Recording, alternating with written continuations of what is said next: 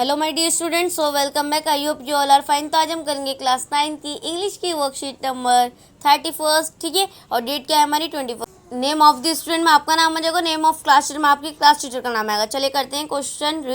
Read the given below, extend from the poem rain on the roof and answer the question that follow.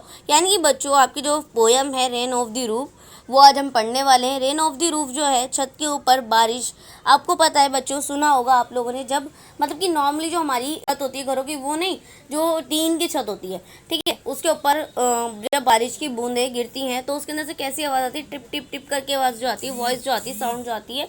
लेकिन वो जब दिन में आती है, दिन में इतनी गहरी सुनाई नहीं देती और ना ही हम फील कर पाते हैं। जब हम रात में अपने बेड पर लेटे हों, एकदम शांति का माहौल हो और बारिश हो रही हो और हमारी टीन पर जब बूंदें गिरती हैं और जो आवाज़ जो उससे निकलती है, वॉइस जो निकलती है, फिर उसके बाद हमें फील क्या होता है, फीलिंग आनी शुरू हो जाती है, फील से अच्छा फील होता है। तो ऐसे ही जो पोइट हैं रेन ऑफ द रूफ के, तो उनको क्या होता है, वो अपनी यादें ताज़ा कर पा रहे हैं, यानी कि अपने को पास्ट को इसके साथ जोड़ पा रहे हैं, है ना। रेन होती है, रेन की बूंदें जब गिरती हैं उनकी छत पर, तो टिप टिप करके वॉइस जो है बहुत तेज़ी से आ रही होती है, जिससे वो सोच पाते हैं, अपनी माँ को याद कर पाते हैं। उन्हें ऐसा लगता है कि मेरी माँ मुझे देख रही है, कि सारी पुरानी यादें ताज़ा हो जाती हैं। जैसे उनकी माँ उनको डेली आकर के गुड मॉर्निंग गुड नाइट बोला करती थी, इतने प्यार से उनके सर पर हाथ फेरा करती थी। ऐसी बातें उन्हें बहुत ज़्यादा याद आती है। तो चलिए पढ़ते हैं। Where the hemmed shadow hover over the and the mutual darkness gently weeps in rain tears. Words are bleeds press the flow of curtains. Campbell's bed is listening the patter of the soft rain ahead overhead.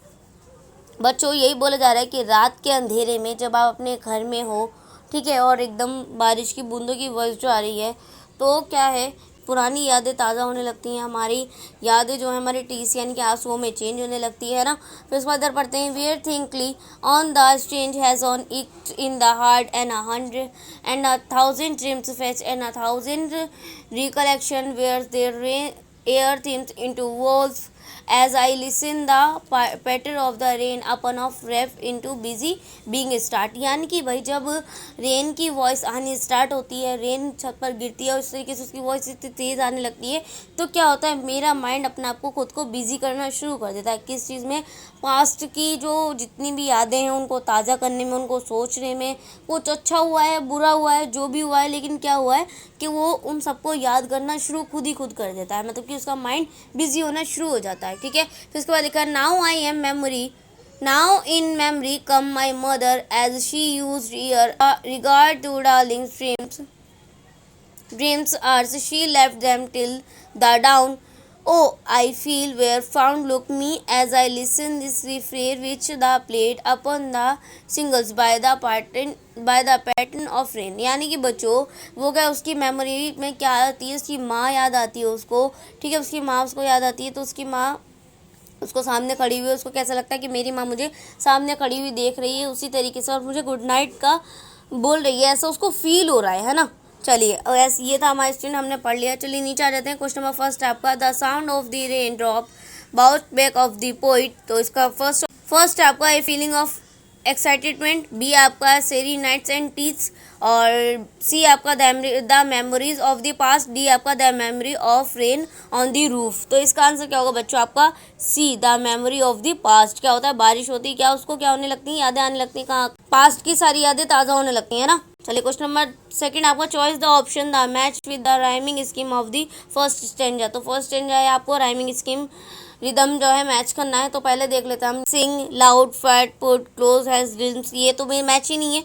फिर उसके बाद हमारा दो बच्चों आप लोग देखेंगे, ये लास्ट वाला D, sing loud felt proud close dream hell glam, तो ये हमारा मैच हो रहा है। तो इसका ऑप्शन डी आंसर हो जाएगा आपका। फिर क्वेश्चन नंबर थर्ड आपका, signification is a literally device where non living things are given human trees and qualities. Example the sun smile as use pick and example for the extended. यानी option number first आपको दिया है over the starry speech, B आपका and the close darkness, C आपका and lee listening in the pattern, O I feel had found look me. तो इसका answer क्या होगा बच्चों आपका डी, ठीक है। तो चलिए अब आ जाते हैं क्वेश्चन नंबर फोर्थ पर। The word hover does not compress to.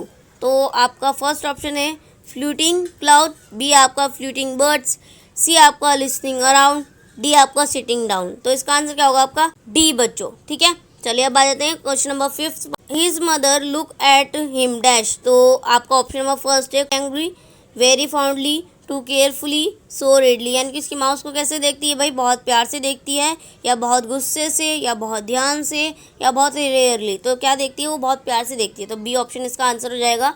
तो बच्चों ये थी हमारी आज की वर्कशीट, इंटरेस्टिंग वर्कशीट थी, मज़ा आया करने में। आई होप आप लोगों को समझ में आई होगी। सो प्लीज़ चैनल को सब्सक्राइब करना मत भूलिएगा और बेल आइकन को भी प्रेस कर दीजिएगा। तो चलिए मिलते हैं नेक्स्ट वीडियो में, तब तक के लिए take care and good bye.